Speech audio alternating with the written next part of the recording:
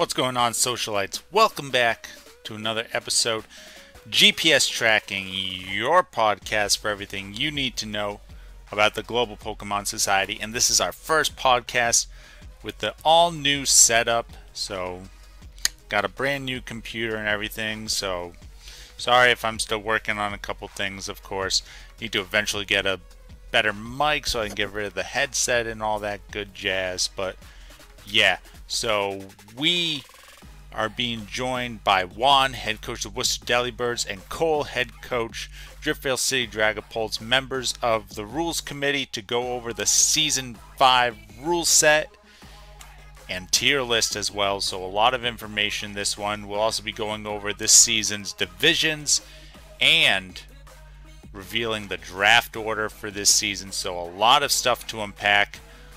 Let's get right into it. Hey, Socialites. I'm joined now by Juan, head coach of the Worcester Delibirds. What's going on, Juan? And Cole, head coach of the Driftveil City Dragapults. Hey, Cole. What's up? What's up? How's it going? So, for those who don't know, Juan and Cole are two of the other members of the Rules Committee. So they're joining me now to talk over our Season 5 Majors rule set and reveal the tier list on this week's podcast. And next week, we'll probably have the other members of the Rules Committee talk about the minor leagues. But guys, you ready to get right into this rule set and then reveal this tier list? Yep. Let's do it. Oh, yeah. It's always exciting because this is the point where people can really start, like, already strategizing, you know, everything. So let's see, I'm going to zoom in on this a little bit. I think that should be good for everybody to be able to see that. So yeah, we're just going to kind of bang through this rules part, and I'll pause at a couple points, guys, and we'll talk a little bit more about why we decided on this or whatever, but just kind of go through. So of course, we're going to be talking about all the teams in the majors, but every team, you know, has a name and a logo. We're also going to be revealing the draft order later on this podcast, so stay tuned for that. But this just talks about the draft is going to be 10 rounds of snake draft. You know, just make sure that you actually have the Pokemon when you draft them. And we got an X tier, an S tier, an A tier, 3 B tiers, and 4 C tiers. So the X tier is something a little different. We've never had an X tier, a step above S. So we'll leave that kind of close to the chest until we go over the tier list, but that might give people a clue of what might be going on this season. All right, this just breaks over some of the stuff. So a transaction, you know, we know about trades and free agents, but we do have a new free agent rule. Andrew, who head coach of PSG, who kind of came up with this rule. I kind of tweaked it, but we'll just talk about it real quick. So previously we had, you could do 1 swap per week between weeks 3 and 7. So you got 5 swaps between there. Andrew wanted it that you still had a limited number of swaps, but you could do them at any time. Now, I thought that was a little too loosey-goosey, so to say. I don't know. I didn't really ask your guys' opinion on that, but Juan, what did you think when he proposed that change? I wasn't against it. I thought it wasn't a bad idea. Yeah, I didn't think it was a bad idea either, but I definitely wanted to think of a way to nerf it, right? And I think what I came up with nerfs it, but also puts a lot more emphasis on the draft.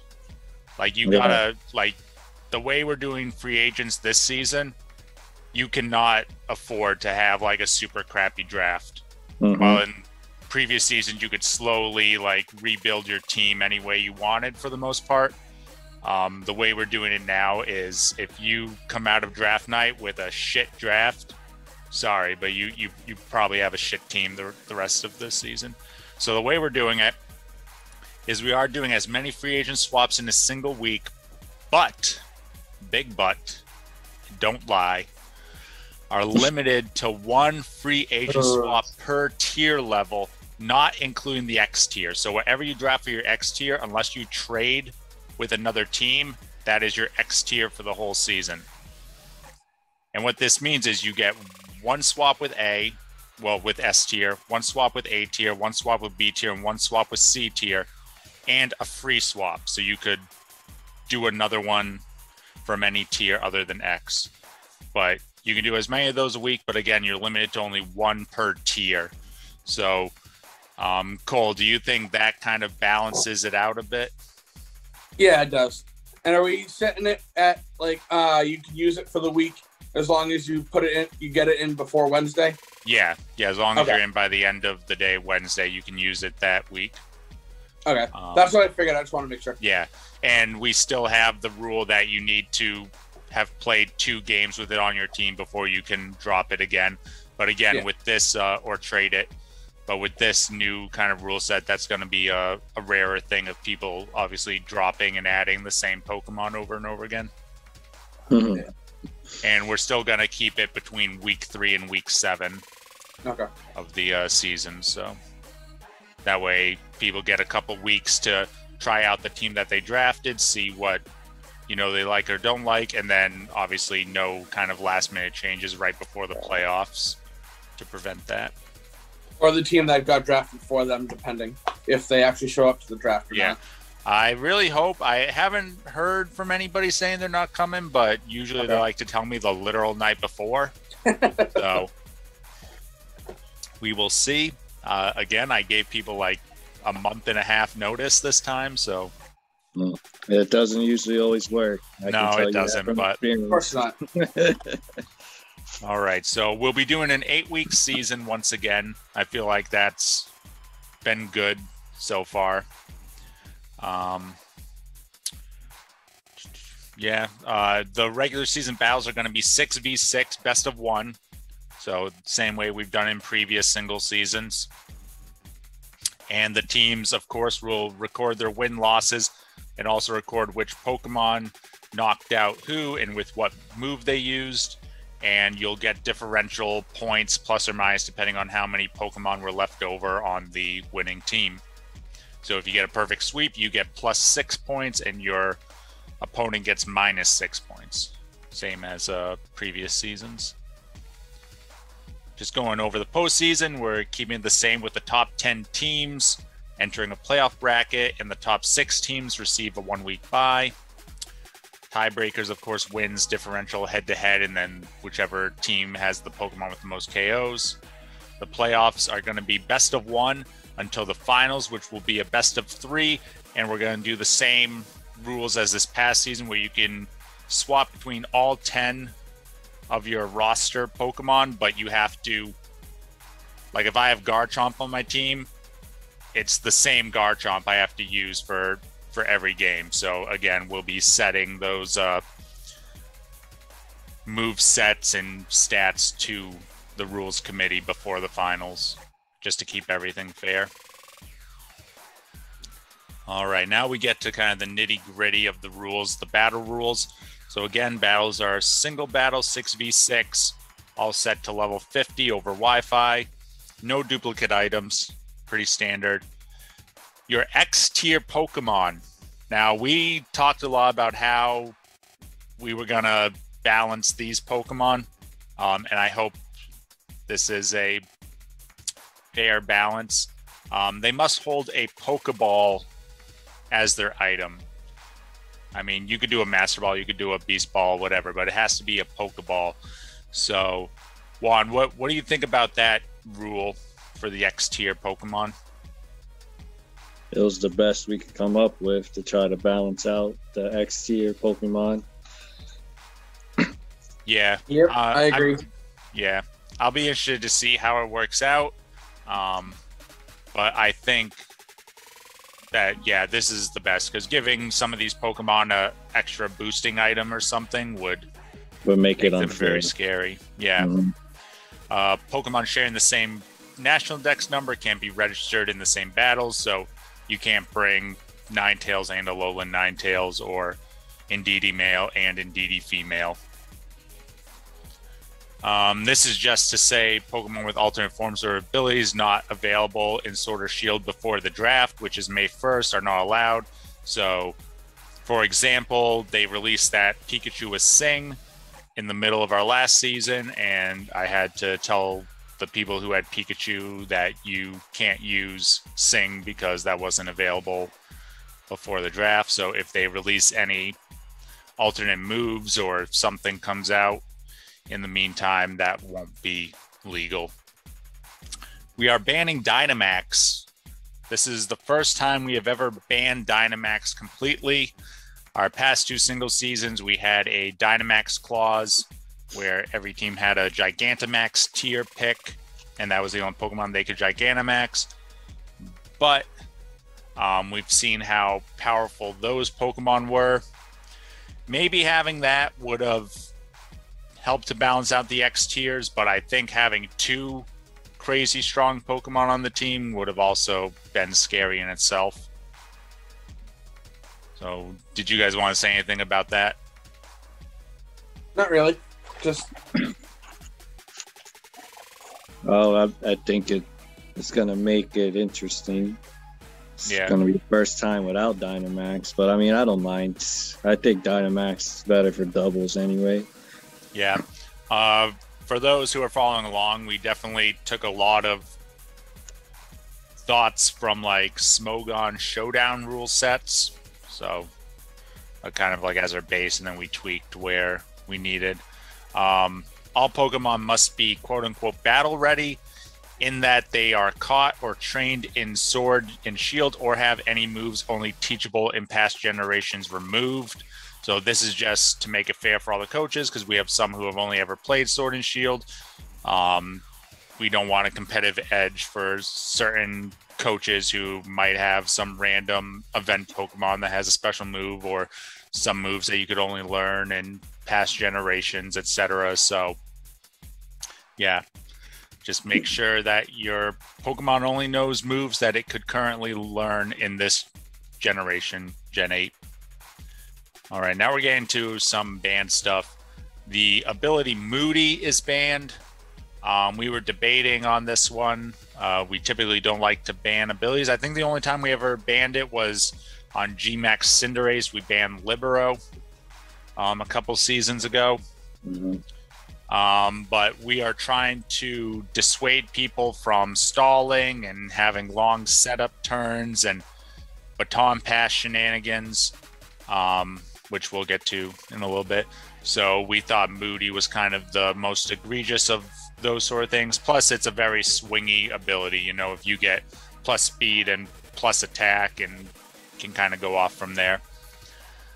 All right, the following moves are banned. Baton Pass, which I just mentioned. Again, that's just because with the timer situation, it doesn't make much sense to even allow that, never mind the shenanigans you can have with it.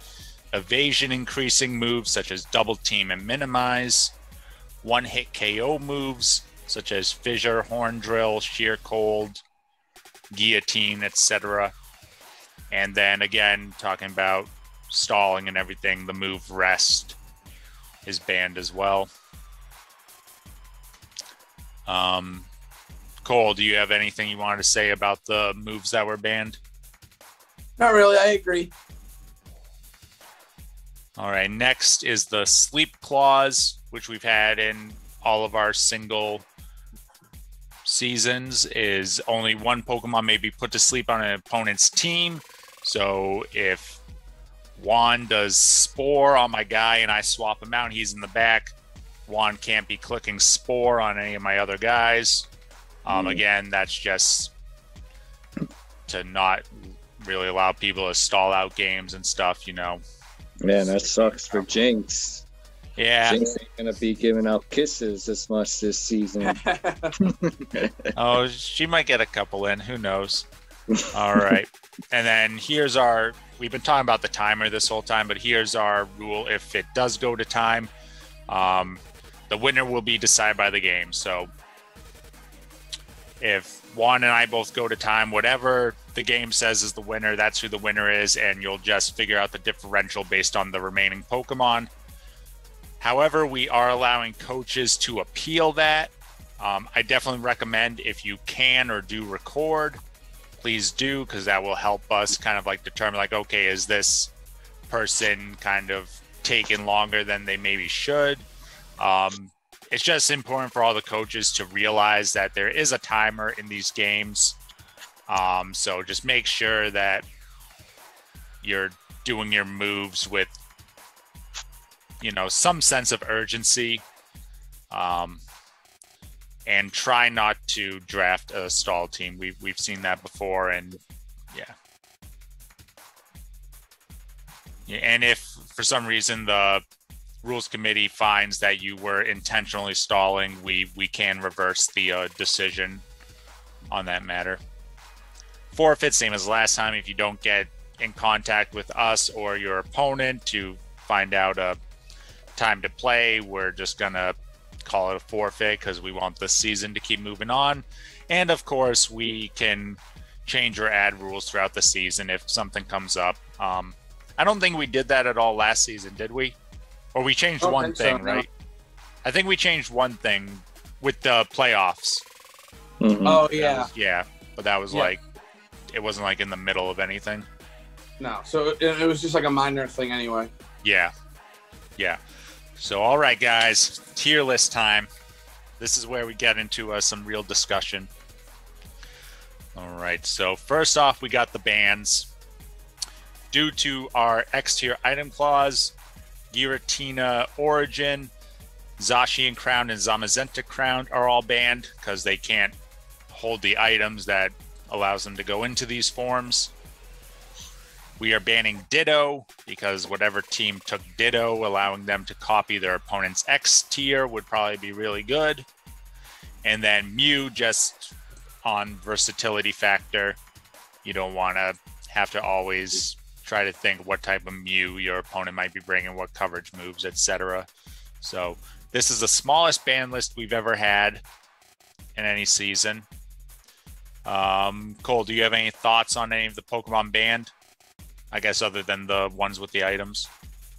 Not really. I was just thinking, I wonder how many of the X tier Pokemon can learn Trick, because then they could just trick off their item. That is true. That's something people should look for. I don't think there's too many of them. No. But like, I'm pretty sure Magearna can. Yeah. I know Magearna can because I can see. I looked up her moveset. Yeah, there's definitely a couple that can learn like Trick or Switcheroo type stuff, and that'll be interesting. That could help. yeah, that's something that people have to play around for sure. All right, so now we're going to the X tier. So this is our Ubers tier. It's all your powerful legendaries that have been banned previously.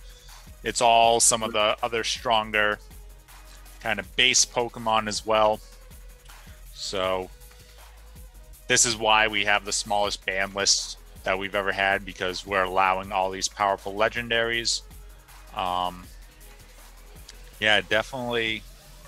I think it'll be interesting to see kind of like what's left over. I think that there's definitely some obvious ones that will be picked. Yeah, definitely. Yeah. But then again, sometimes teams surprise me. So who knows? But yeah, I think that'll be what Cole brought up will be interesting. It'll be like, okay, Pokemon like Magearna might have like a little extra boost if you can figure out a way to get them. Like you might just swap into something that Magearna's strong against and just automatically click Trick, because you know whatever they swap into, at least you'll get some sort of item. But then maybe your opponent can play around that as well and give them like a bad item, you know, have like a Lagging Tail Prankster Pokemon or something. Or give them like a Toxic Orb or a Flame Orb or something as well. Yeah. Or Black Sludge. If you have poison Pokemon, switch it in and give them the Black Sludge. But yeah, so this will definitely be interesting. And again, kind of whatever X tier you draft is what you're going to have the whole season unless you trade with somebody. So it's very important that you kind of think about what X tier you want on your team. All right, next we got the S tiers. These are the most powerful non-legendary Pokemon for the most part. We still see some legends in there, but anything stick out to you, Juan, for the S tier? I mean,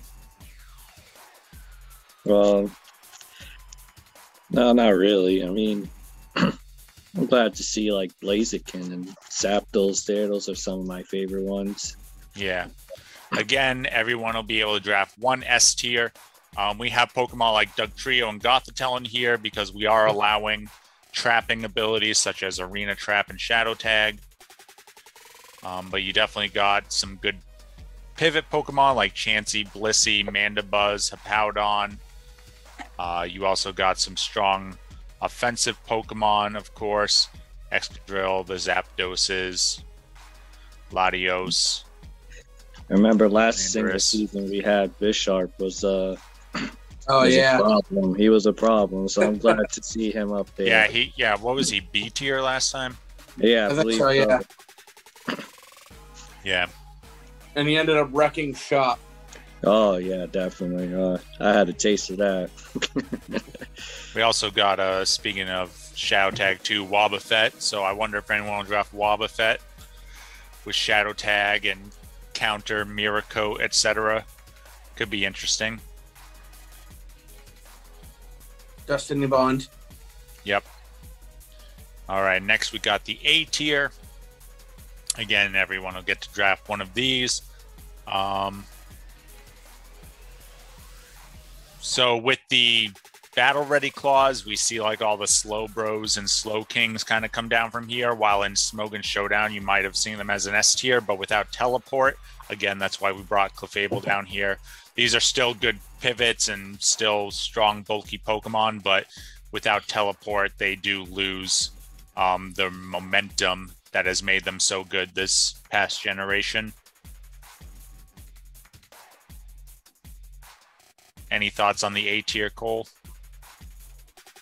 Not really.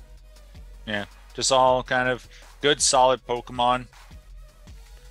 Again, looking here, we kind of talked about some of the defensive pivots. You got some good sweepers as well. Life Orb, Nidoking. You got the Moltres, Scizor. Haxorus moved up from B tier to A tier. I just had a Pokemon Minute come out about Victini. Victini with a Choice Scarf or a Choice Band. Firing off V-Creates could be very good. All right, now we go down to the B tier. This is going to be like the bulk of your team week in, week out, because you get 3 of these. We see Charizard and Blastoise on here. You see the 3 legendary dogs. Incineroar's on here. You see like Glastrier, Zarude. Necrozma. Yep, Necrozma's down here. Anything stick out to you, Juan? Just looking at the 3 legendary dogs just brings back memories of Gold and Silver, just randomly them popping up in the field. Yeah, that was so annoying. I think I only ever caught like one of them. I have like a Raikou or something. Yeah, that's the weekend, or however you say it. I probably butchered the name, but you know who I meant. I had that one, but only from the crystal version because it's a like guaranteed encounter. Yeah. Cole, you going to be drafting Lanoon? Oh, absolutely. Belly drum right up. All right, and then gets immediately destroyed. Oh, you get extreme speed. It can work. All right, I got... Sorry, it's a little bit compressed here, but this is the C tier. You get 4 of these, and these kind of just round out your team. Definitely a lot here, so we won't really go over everything. Link to this will be in the description so everyone can check that out, and of course to our coaches it'll be posted on the Discord as well. But are there any Pokemon that you're surprised are in the C tier that you thought might have been B tier one? No, but Delibird should have been Uber tier. I think it'll get banned just because no one will pick it. And there's Shuckle there too. Don't forget about Shuckle. At least Shuckle gets toxic and stealth rocks and sticky web. He can actually do something. No, but in all seriousness, no, I think just quickly looking through it, I think those are good choices for C tier. I don't really see anything that would bump up. Yeah, I mean, there's definitely people are going to get some good picks to fill out their teams. Politoad's not the best in singles, but I mean, it is a range setter if you don't go for a Kyogre or a Pelipper. And if you wanted some rain, I think that there's also some hail setters down here. I believe Gigalith is down in here somewhere. Yeah, I see him. Yeah, am I blind? Next to Mushar. You're close. You're getting close. Move the cursor down and to the right. Down and there he is. There he is. Yep. In the middle. I was looking over here for some reason. I knew he was in this area. Yeah, so Gigalith for sand, because you would have to use your S tier to take a Hippowdon or a Tyranitar. Or to set up stealth rocks. That's what I had him for. Yep. So yeah, so there's definitely some good stuff down here. Speaking of hail, you got stuff like Dracozolt and not Dracozolt, Arctozolt and Arctovish, who are with Slush Rush. They can be pretty reasonable as well. Hey, don't forget Soul Rock with Rock Polish. Yeah. Cosmic and then the Power best Pokemon in C tier, Calyrex. Oh yeah, you gonna pick Calyrex? Go for Calm Mind, Store Power, Leech Seed set with and leftovers. Then it gets immediately obliterated. Yeah, just you turned on and you die. You never know. Someone could do it. Yeah, you got Goodra down here. That's a Pokemon that kind of sticks out to me. I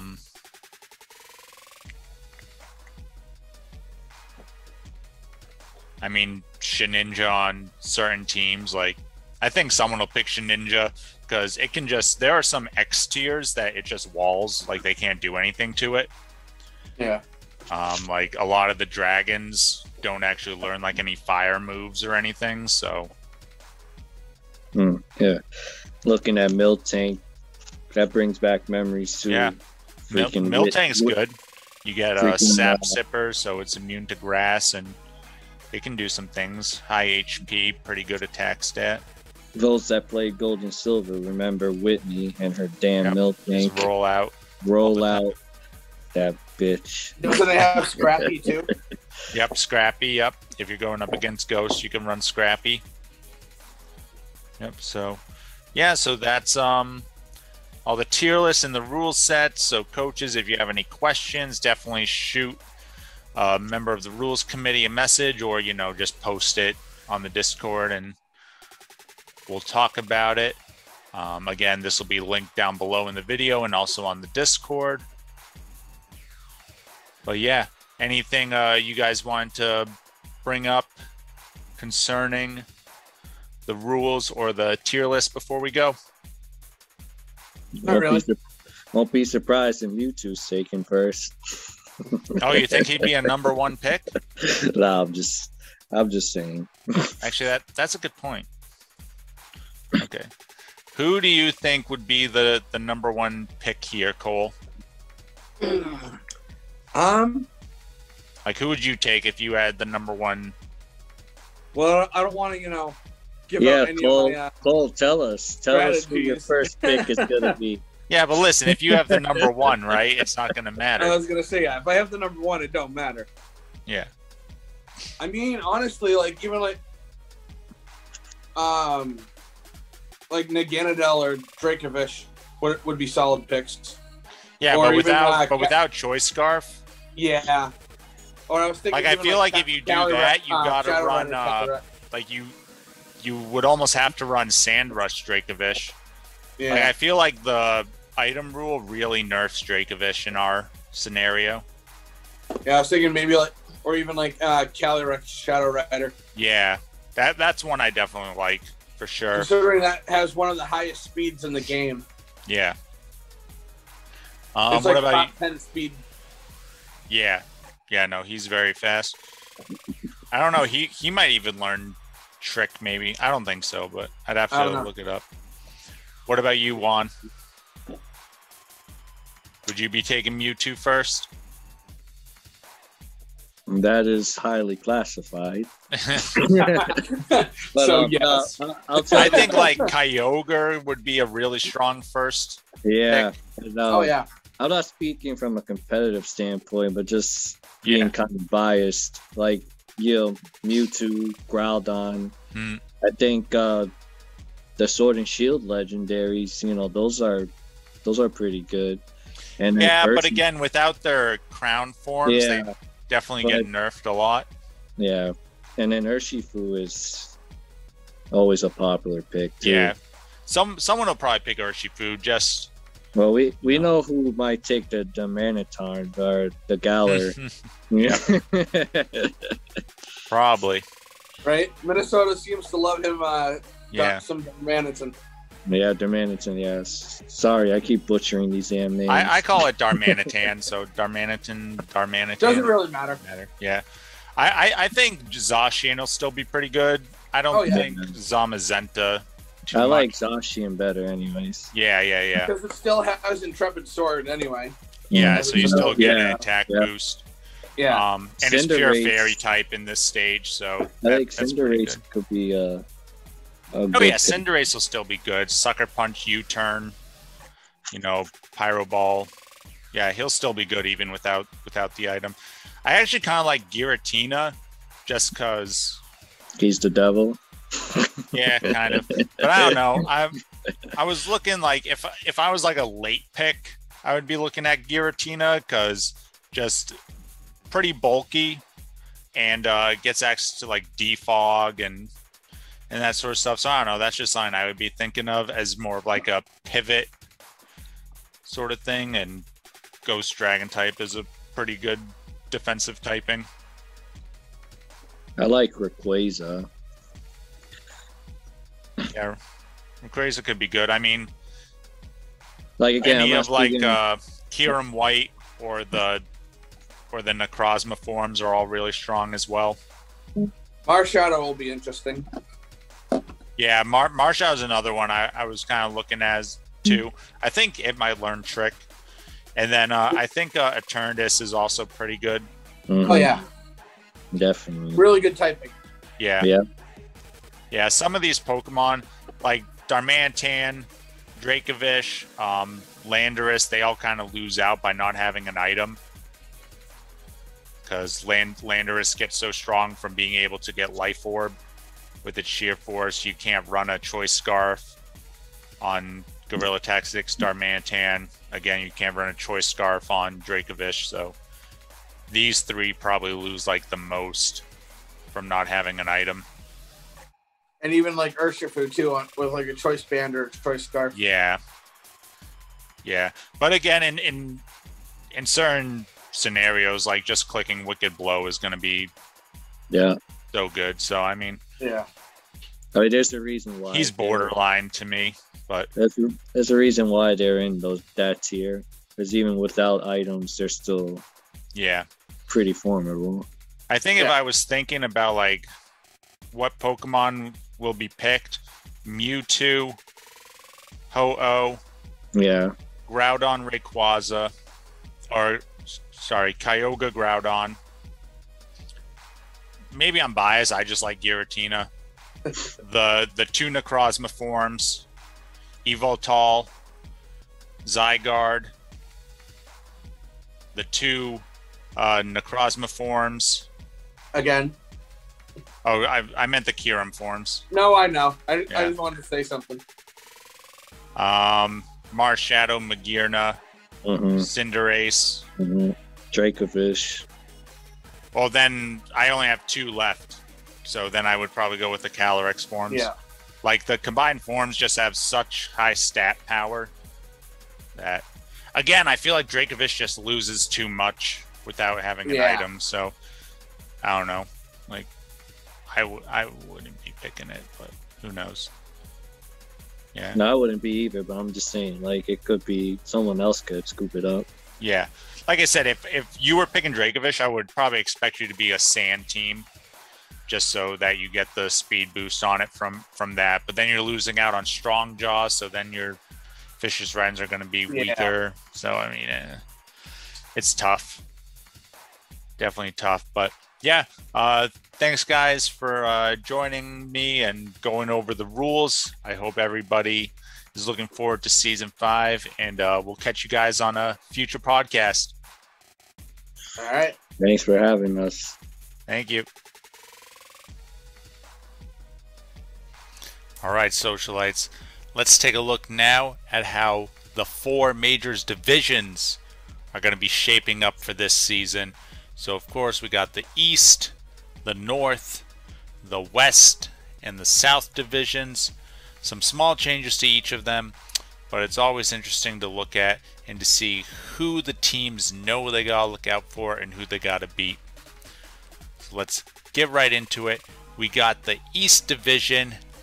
Your Boston Braviaries, the champs, coming back with the Driftveil City Dragapults and Paris Saint-Germain. All 3 of these teams made the playoffs last season. They make the playoffs like all the time. The East is a very competitive division. Unfortunately, we lost the Miami Heat Rams this season, but we are bringing back the Lavender Town Gangars, who will be joining the East division. So, you know, I expect a lot out of them. They got to represent the East. Everybody in the East made the playoffs last season. Let's do it again. Going on to the North Division next, we see the number 2 team from last season, Pittsburgh Poltergeist, Charm City Charizards. The new Black City Zekrom, replacing Minnesota Needle Kings. Matt wanted to change his team, so we got Black City Zekroms now in the North, and we had to move the Psyducks to a different division, so they're still in the league.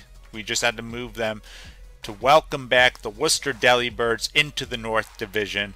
So it's great to have Juan back in the division. We'll have to see what division the Psyducks are in now as we move on to the West Division. And this past season's runner-up, the Denver Ninetales, they've always won the West Division. The West Division has been historically one of the weaker divisions. Tokyo did make a run at the end of the season, even winning a playoff game. So Tokyo comes back. LA did a lot better in their single season than their double season, so we should expect more from them. And we're welcoming back Josh and the Waco Scissors. Try to put some competitiveness into the West Division, put one of our better returning teams in that division. So we'll have to see if any of these teams, especially Waco, can give Denver a run for their money. And now our final division, the South Division. We unfortunately lost the winner of the past 2 seasons for the South, the Reno Weezings. So that makes Vero the best team returning. Vero Beach Volcaronas. We see the mighty Psyducks slide over from the North Division to the South Division. We've seen them in a different division every season now, so that's kind of interesting. The El Paso Electros come back, looking to bounce back after not so great a season. And one of the new teams, the Couch Pilot Games, Oklahoma Thunderous. I know he'll be doing really good, so he is a team to look out for here in the South Division. That is really, with Reno gone and the Psyducks coming over here and the Thunderous now, this division could be wide open. But yeah, let me know what you guys think. What division are you most excited for? What teams returning or new teams are you most excited to see battle? And hey, let's take a look at this draft here. Alright, Socialites, it's the time you've all been waiting for.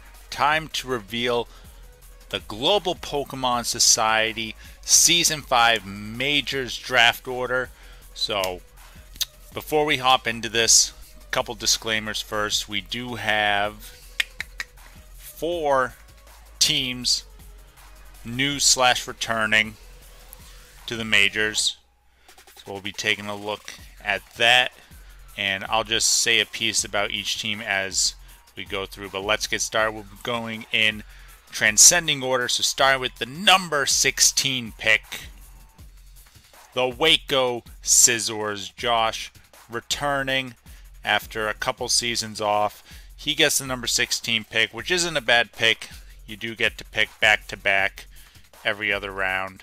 So we'll have to see how he utilizes that. Make sure you give Josh a friendly welcome back in the comments down below. And let's get to one of our brand new teams to the society, the Oklahoma Thunderous. So Couch Pilot Games joining us this season, fellow PokeTuber. He does very well in competitive Pokemon battles, so he'll be joining us. He has the number 15 pick. Excited to see what he can do, bring some more competitiveness to the society. Now we got a string of teams from last season. Up next is El Paso Electros, the number 14 pick. We'll have to see what Tom can do with the number 14 pick. Next up we have, they might look different, but they are a returning team. It's the Black City Zekroms. Name change from the Minnesota Nidokings. No more Minnesota Nidokings. Matt is now the Black City Zekrom, and he has the number 13 pick. From Matt, we go to his sister Danielle, and the Tokyo Togekiss have the number 12 pick. One of the Cinderella stories of Season 4. And it would be fitting, Matt and Danielle, we go to Big Eddie, their dad, and the Vero Beach Volcaronas at number 11. So now we're getting into the heart of the draft here. Coming up at number 10 is Zach and the Charm City Charizards. This is a tough position to be drafting. The closer you get to the middle, you got a lot of space between you when picks are being made. So definitely tougher. Some of the better teams here in the middle to really give them, something to work for. And speaking of one of the better teams, the number 9 pick goes to the Pittsburgh Poltergeist. Anthony losing in the semifinals, but he'll be the number 9 pick. And your Season 5 champion, Boston Braviaries, number 8 pick, dead center, battling it out. Tough place to draft, but we're going to try and have some fun this season and hopefully not get relegated to the minors, but we'll have some fun. See if somebody else can win the trophy, a la Oliver in Montreal. We'll have to see. The number 7 pick goes to the Denver Ninetales, Katie, the Season 5 runner-up, gets the number 7 pick. Number 6 goes to Cole and the Driftveil City Dragapults. I'm sure Cole has some ideas of what sort of Pokemon he wants to draft as we get to our top 5 with Paris Saint-Germain and Andrew taking up the top 5 slot. Number 4 goes to Ali and the Mighty Psyducks. We'll have to see. Ali really turned it around, had his best season last season. Definitely could have made the playoffs and been a threat if he hadn't missed a game or two. Now we're getting into our top 3 picks here. Number 3 goes to Jake and the LA Kinglers. We'll have to see. Jake didn't do so well in doubles. I know he was probably disappointed himself, but he did pretty well in singles the last time we did singles, so I expect some good things out of him.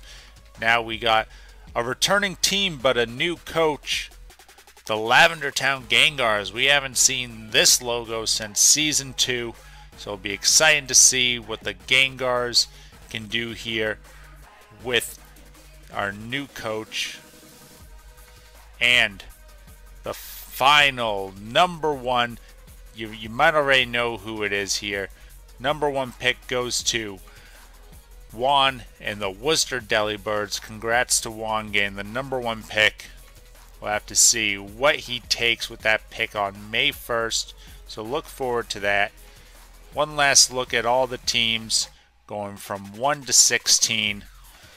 Let me know who you think is in a good position for the draft. Obviously, you got the #1 pick. I also like being towards the end because I like getting those back-to-back picks. It's going to be tough here, sort of these like middle teams here. But yeah, very exciting stuff to finally see the draft order, and excited to see what these teams can do. Make sure you stay tuned for next week because we're going to be going over the minor league rules and looking at their teams as well. Thanks guys for watching, and as always, stay classy, society.